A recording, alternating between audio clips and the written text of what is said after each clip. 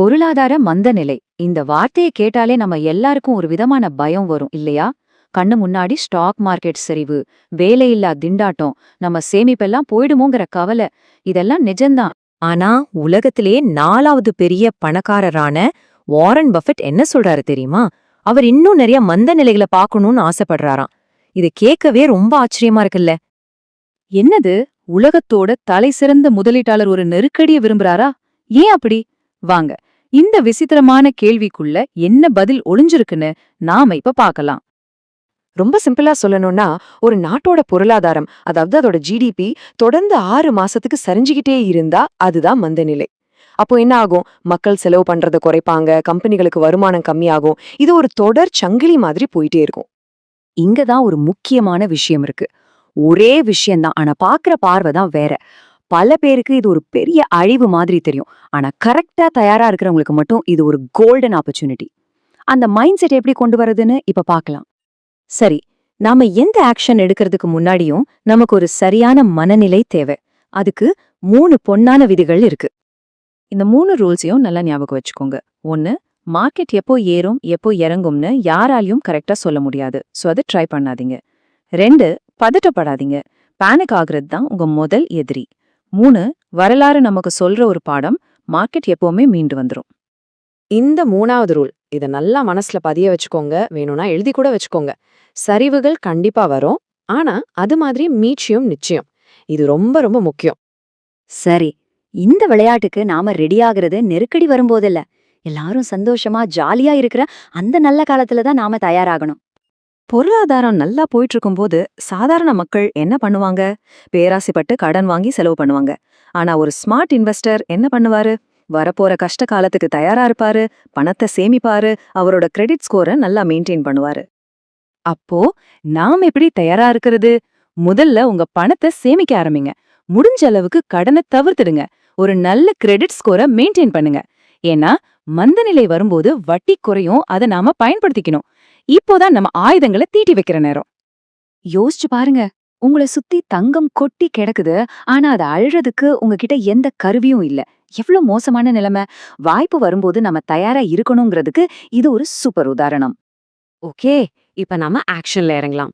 Market முழுக்க பயமும் பீதியும் இருக்கும்போது நாம என்ன பண்ணணும்னு பார்க்கலாம். சரி, இந்த வாய்ப்பெல்லாம் எங்கிருந்து வருது? அதுக்கு 3Dsன்னு சொல்லுவாங்க.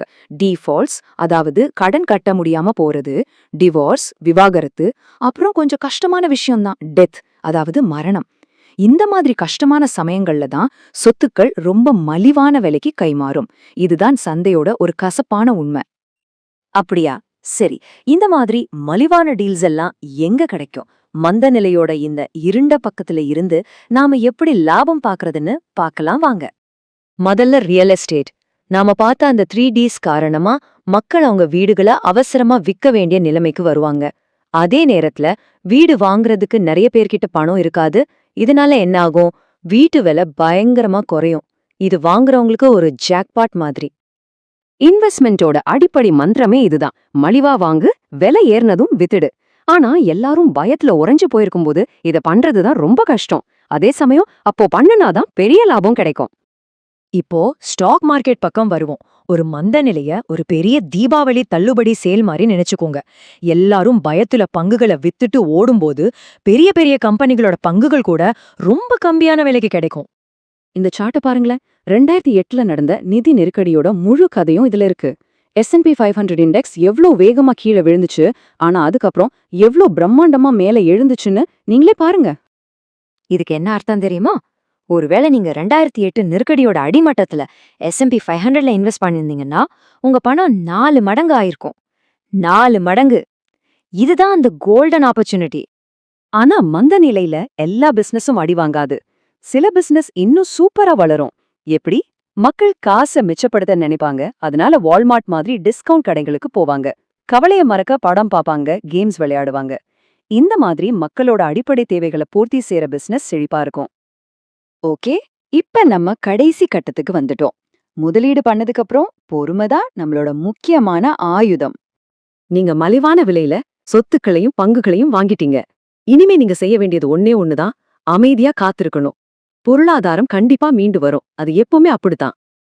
ஒருவேளை நீங்க ஒரு இளைஞரா இருந்தீங்கன்னா இது உங்களுக்கு ஒரு மிகப்பெரிய பிளஸ் பாயிண்ட்.